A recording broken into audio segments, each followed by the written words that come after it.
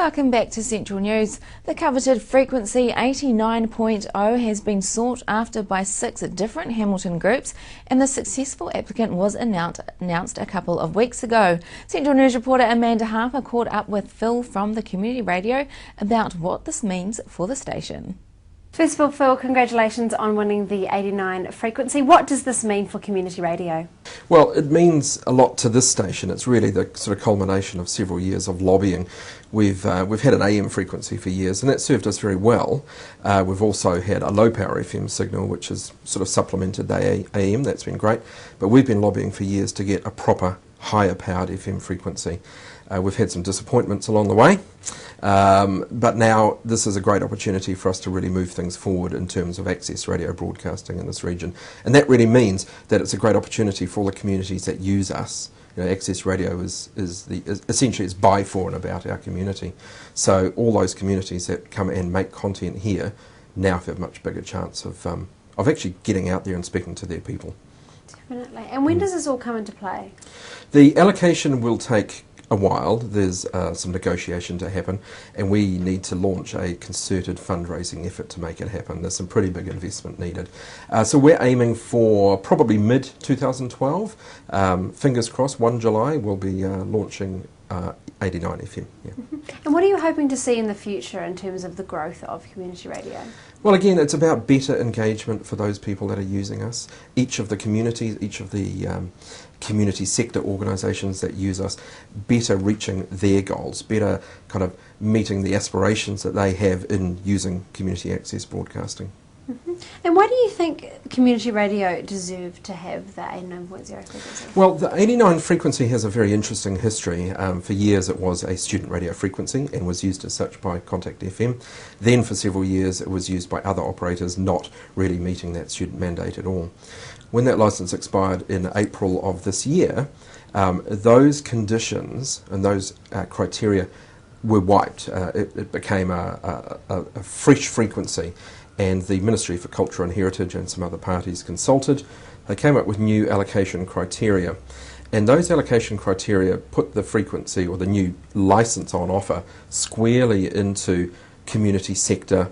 It remained a non-commercial radio frequency, but very much had as a priority community engagement and representation of diversity of the community, which pretty much put it squarely into what access radio is about. They also looked at sort of stability of governance and issues like that, but really for us it was about us, as they must have agreed, being the best match for the new criteria.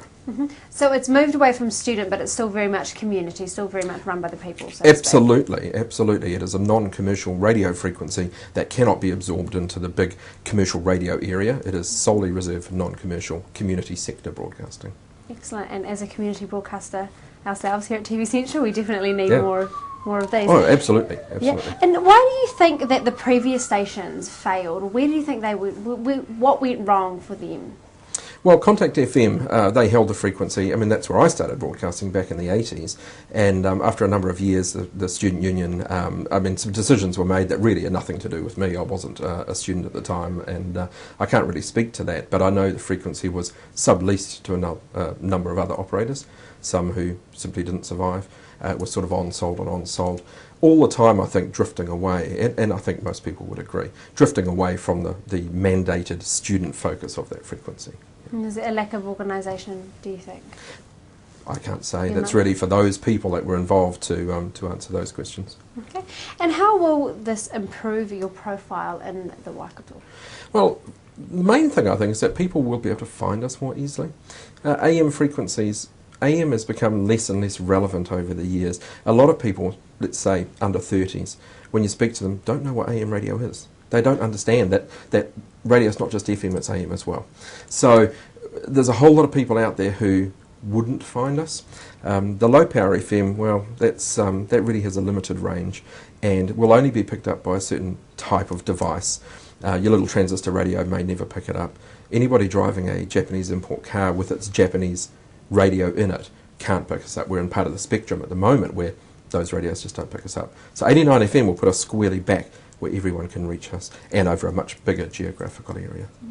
Now there were 6 other stations or organisations vying for the 89 frequency, and there is now a campaign out about the need for a student radio station on the FM. I know there's already 2 in Hamilton. What are your thoughts on this? Oh, I'd love to see student radio get a high power frequency. I've made that very clear to the people operating Contact FM that I'm behind them. I want to see them back in high power FM, of course. There are other opportunities. Each of the candidates, or certainly the people behind the Contact application and our application, we had a plan B. Contact have a plan B. They're enacting that now. Good on them, so they should.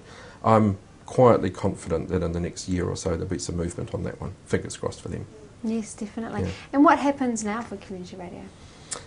More growth, more community interaction, more people coming and using us, more people knowing about us and seeing us as the opportunity that Access Radio does provide around the country, which is not only having a voice for sectors of the community, but training opportunities. People, young people thinking about a broadcast future, Access Radio is where you can get a start to do that. So lots of opportunities, and we certainly intend to make the most of them. I understand there might be a little bit of a rebranding going on as well. Yeah, lots of planning to do, lots of technical stuff to do. We're going to take this opportunity to rebrand the station to, new frequency, new name, new look, and hopefully get out there with a bit of a splash. Can you give us any hints of how it might play out? It's early days yet. No, we don't. We haven't gone down that path. There's lots of people we want to talk to. There's lots of people we want to get ideas from, but we'll be developing some ideas. Yeah. Excellent. Thank you very much. Great. Thank you. Congratulations to Community Radio Hamilton. Well, that's it for today. Central News is now online and we really want viewers to be involved. So like us on Facebook and follow us on Twitter, leave us a comment, or if you would prefer, email us via the website or direct. Thanks for joining us today. I'll be back tomorrow with more guests from in and around the region. I'm Katrina McKinley. Have a good evening.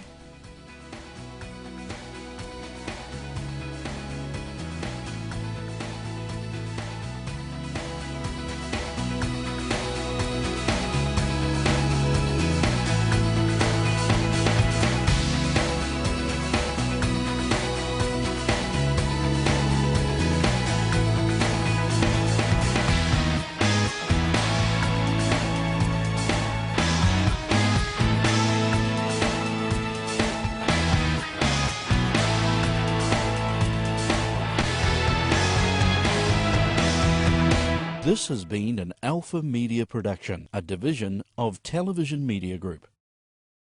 Supporting local content so you can see more of New Zealand.